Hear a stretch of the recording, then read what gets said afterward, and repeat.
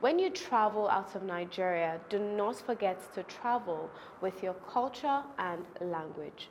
This is what the Indians do. When they travel, they do not forget their culture or language. They go with them. Now, this is the position of the Chairman CEO of the Nigerians in Diaspora Commission, Honorable Abike Dabiri Arawa, when she visited the Indian High Commissioner to Nigeria in Abuja. Details shortly. And the African Foundation for Development, AFFORD, is set to launch Project ABC, AFFORD Business Center in Nigeria. Full details shortly. And Know Your Country Better, a program targeted at first-generation Nigerians in the diaspora, especially in the United States of America. Reverend Father Kanais Nwizu spoke with Gabriel Odu. Stick around for the details. And on our health segment, ANPA with some health tips. And of course, we do not forget our diaspora of the moment. This is your favorite program, The Diaspora, and I'm your anchor, Koinsola Adetumbi. Please stay.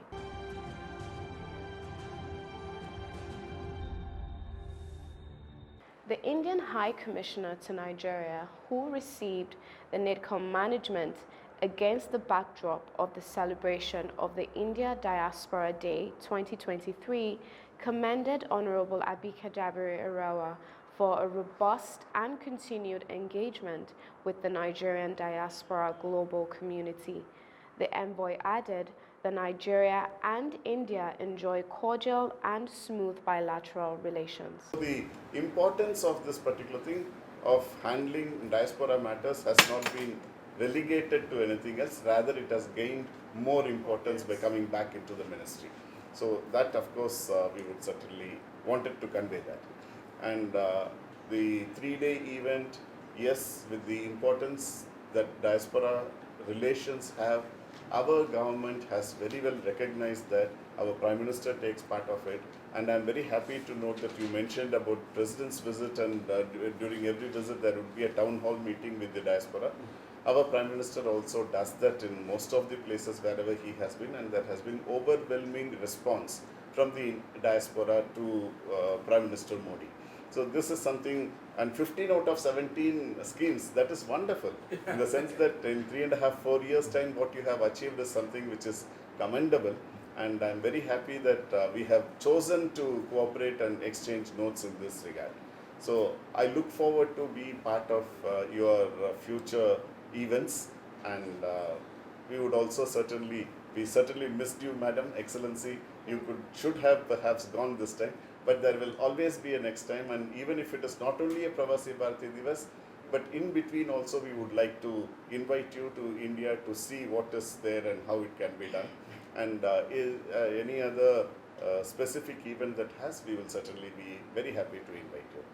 Thank you for the invitation, and we're glad that we are here to continue to share knowledge, share information, share ideas with you. And with what we have seen similar programs, and there are a few more we will introduce that you already have: the Diaspora Merit Award and the Diaspora Scholarship Scheme. It will interest you to know that a lot of parents actually want to send their children to Nigeria, particularly as I said, language is culture, and we're looking at how we can even encourage some to come home through scholarships and get that done, and a whole lot more. And what I also notice about the Indian diaspora is that your culture, you don't let it go. So we also have to learn from that. If you lose your culture, you lose your language, you lose everything. So your diaspora have done so much in terms of even medical tourism. And we have a huge diaspora population that are even more determined to do much more for every sector of the Nigerian economy. So we are still scratching the surface with our diaspora. We're just beginning. And we know that if we continue to focus on the diaspora, working with the Nigerians at home, we'll achieve so much results. So, and I'll stress it, the Indian diaspora, the Nigerian diaspora, the global diaspora needs to come together. They can change the world and make things happen. So thank you once more for the invitation. There are some lessons that we learned. For the 3-day event, the first day was dedicated to the youths, fully to the youths, from morning till evening. Indian youths from all over the 71 countries were in attendance, and the day was dedicated for them. Now, in our own National Diaspora Day here, we have what we call the second and third generation Nigerians that participate. And I think we also saw the wisdom in targeting this second and third generation. We were also surprised to find the President of India, Her Excellency. She was there personally to give the Diaspora Merit Award on the third day of the event. Our chairman has been working for the past 2 years on kickstarting the Nigerian Diaspora Merit Award, and I've discussed with her. I think by God's grace, in July this year, no matter how the first Nigerian Diaspora Merit Award will also come up with at the celebration of our National Diaspora Day. And on behalf of the delegation, I'll present to you officially the report from the visit. Thank you very much. So we look forward to being there again at the next biennial event. I was the first non-ethnic Indian that was invited when I was in Parliament. And again, it was a great experience. So we look forward to also having you at our event as our special guest. And we look forward to continue to share knowledge, information, and ideas with you. Thank you very much, Your Excellency. We appreciate it. Thank you very much, madam. With over 20 years' experience working with African diaspora communities, global governments, institutions, and the private sector, the African Foundation for Development says its ABC project is an avenue for entrepreneurs to benefit from affords links, knowledge, programs, and networks. Our fourth focus, of course, is on, or our priority area is on job creation. So it's about working with the diaspora to create decent jobs on the continent. And for us, that's really key. You know, we talk about development. We had the MDGs before. Now we have the SDGs. And the question is, where's the impact, right? And for us, it really is about if you can support people to have a decent job, then they are not going to be coming to you to ask for support for their children, for their school, the fees, etc. And so for us, it's really important. And also, we know that the population on the continent, African continent, in Nigeria, we know the statistics to come, and that the numbers are going to be quite high. So it's also about trying to really focus on this area of providing decent jobs to young people. So that's where our focus is. So within that space, we have a project called the ABC, the Afford Business Center, which is focused on creating decent jobs. And at the moment, that project is in Nigeria, and also in Ghana, in Benin, and in Senegal. In Nigeria and in Ghana, we've added on an element of this, which is a focus on the TVET sector, so the technical and vocational sector. And the idea is that we are going to be working with a few TVET institutions to provide them with the support to upgrade their curriculum, while also supporting young people who are coming out of the institutions to also be upskilled so that they are employable, but also to provide them with entrepreneurship skills. NIDCOM, as you are aware, was established by an act of our parliament. In 2017, the parliament passed the law establishing NIDCOM as a federal government agency to engage with our over 17 million diasporans that are there all over the world. Nigerians are one of the most traveled people, I can tell you. In fact, we have a statement here that if you go anywhere and you don't find a Nigerian, don't settle there. It means there is no business. So the government felt that, look, we have to have a dedicated agency that will work with Nigerians in the diaspora. Now, migration, as you are aware, is a human rights issue. And particularly now that the world is a globalized place, it's almost like a village, you know, legitimate migration has to be managed, it has to be encouraged, unlike the irregular migration that a lot of our youths seem to get trapped into. But we are dedicated to encourage regular migration. In fact, we have our own definition of who a diaspora is. A diaspora is a Nigerian that is legally settled outside the boundaries of Nigeria continuously for a minimum of 1 year. If you haven't stayed there for 1 year, we don't consider you as a diaspora, because tourists, travelers, medical tourism, all kinds of people, and the irregulars, you know, they are all over there, and they are not diaspora, you know, and they have their own issues. But we said you must have stayed there continuously for 1 year. Thank you, Afford, for a value-adding relationship. And now let's meet Reverend Father Canis Nwizu. Welcome to the Diaspora. I'm with a very special guest, Reverend Father Canis Nwizu, a Catholic priest who resides in California, USA. Precisely is the administrator of Christ the Good Shepherd Catholic Church in Adelanto in San Bernardino Diocese. You have a program tagged Know Your Country Better. What informs this program? Or what propels you into instituting this program, Know Your Country Better? Sure, Know My Country Better is a kind of non-governmental organization that we are trying to develop, especially for those in diaspora.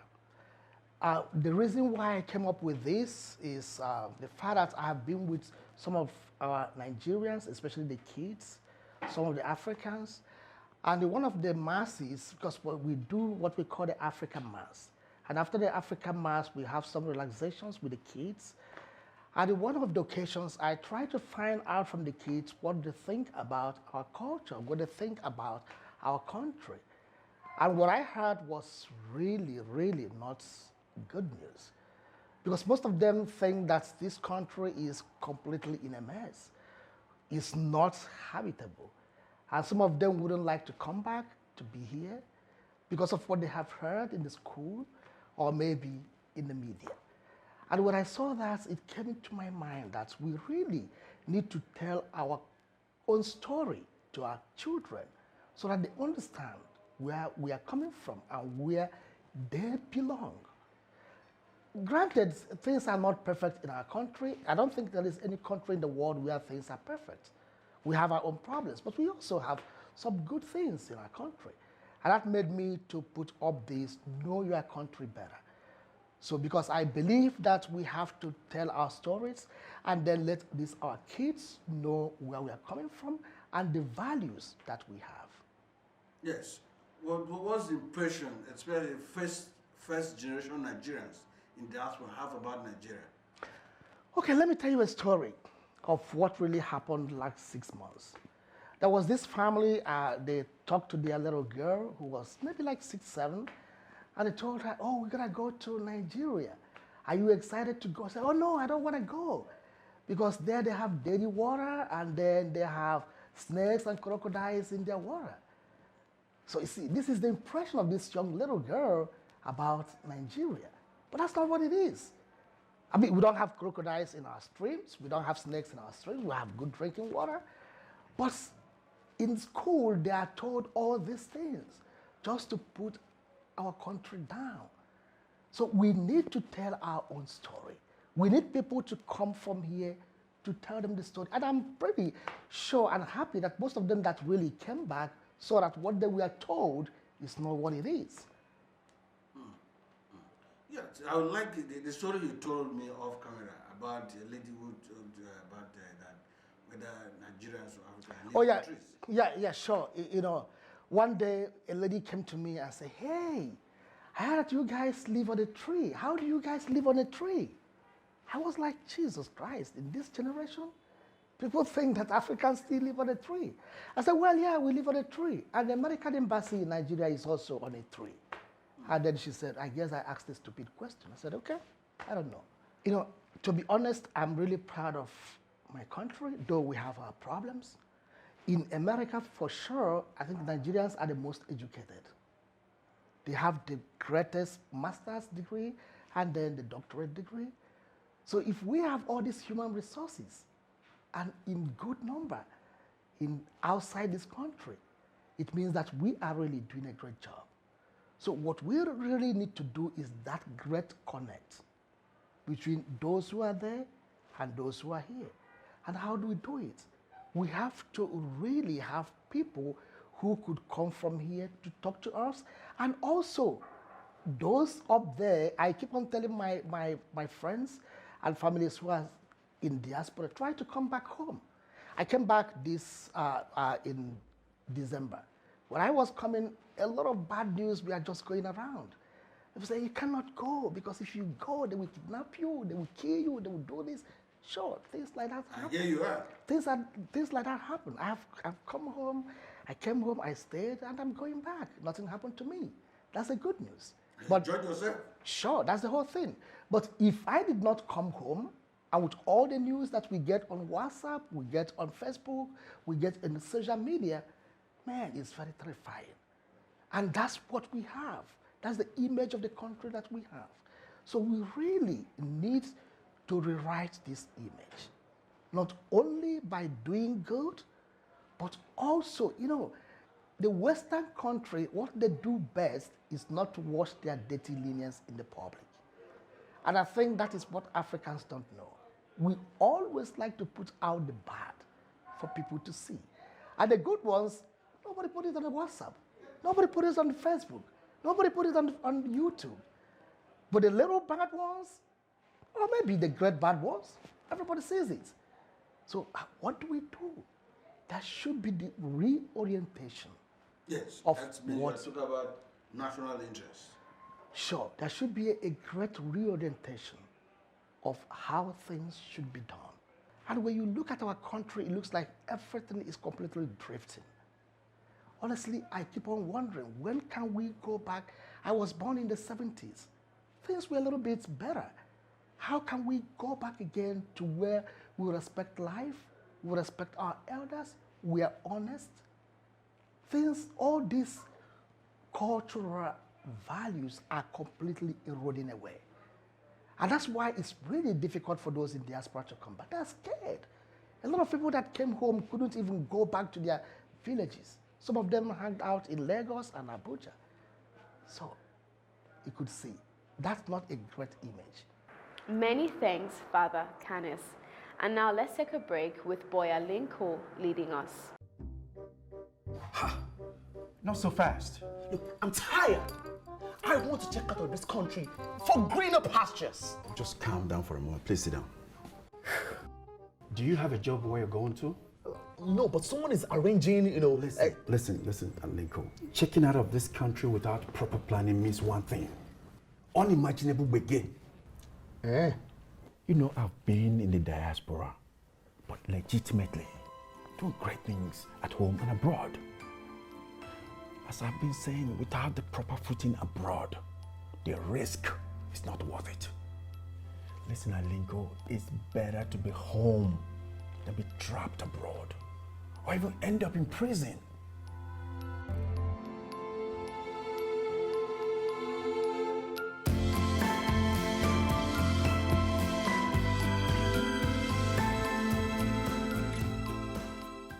If you must travel, travel legitimately.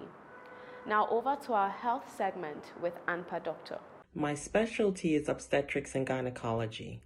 I want to tell you today about the 5 things every woman should do to lose weight and also to get healthy. The first thing is walking. You should walk for at least 30 minutes every day. It promotes healthy bones.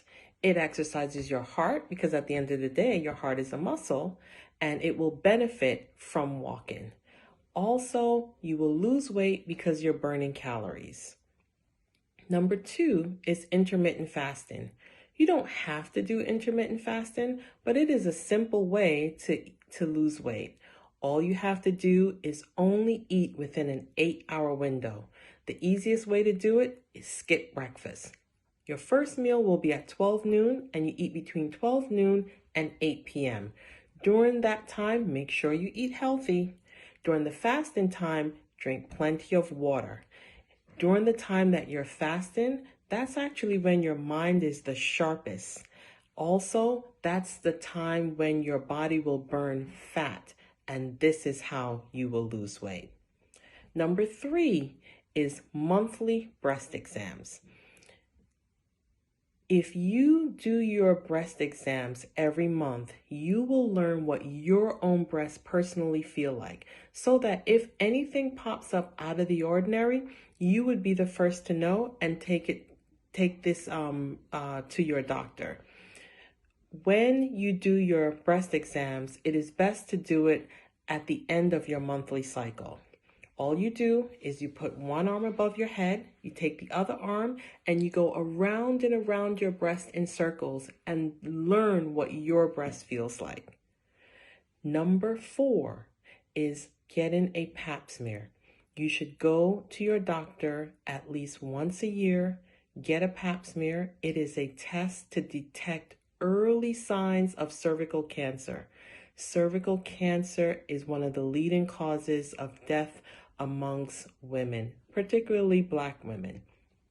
Therefore, if you go every year, you get your pap smear, you will be able to detect early signs so that you can deal with this very early and have great outcomes. Number 5 is a budget. Yes, you heard me, a budget. Financial problems are the leading causes of stress, and stress causes weight gain. So, if you plan ahead at least a month in advance about your finances coming up, it will help to reduce stress, and therefore you sleep better, no headaches, and you prevent weight gain. Remember, take care of your body, and your body will take care of you. And now let's join Shalewa Ajila with our diasporan of the moment. Our diaspora of the moment is Angelica Nwandu. Angelica was born in 1989 in Los Angeles, California, to Nigerian parents. She graduated from the University of Loyola, Marymount. Angelica is the founder of The Shade Room, an Instagram-based media empire reaching over 15+ million active followers, roommates, and a highly engaged website founded in 2014. The Shade Room TSR is anchored on celebrating Black culture and entertainment, but transcends all celebrity news and society. Serving viral posts daily, Angelica and her company offers a range of content from breaking headlines, exclusives, and feel-good posts, TSR positive image, morning inspiration, daddy duties, showing men that are spending time with their children, for an unmatched balance of entertainment and enlightenment. In 2016, Forbes named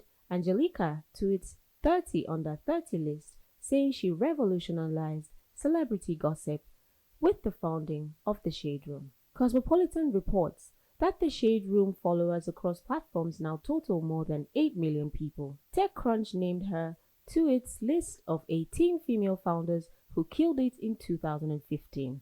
And BuzzFeed says Angelica is figuring things out faster than everyone else. Angelica named to Forbes 30 under 30 list and called the opera of our generation by Refinery 29 is enlightened herself. Congratulations, Angelica Nwandu. We celebrate you as our diaspora of the moment. I hope you enjoyed this week's episode of your favorite show, The Diaspora. Stick with us same time next week for another exciting episode. And I remain your host, Koinsola Adetunbi. Bye for now.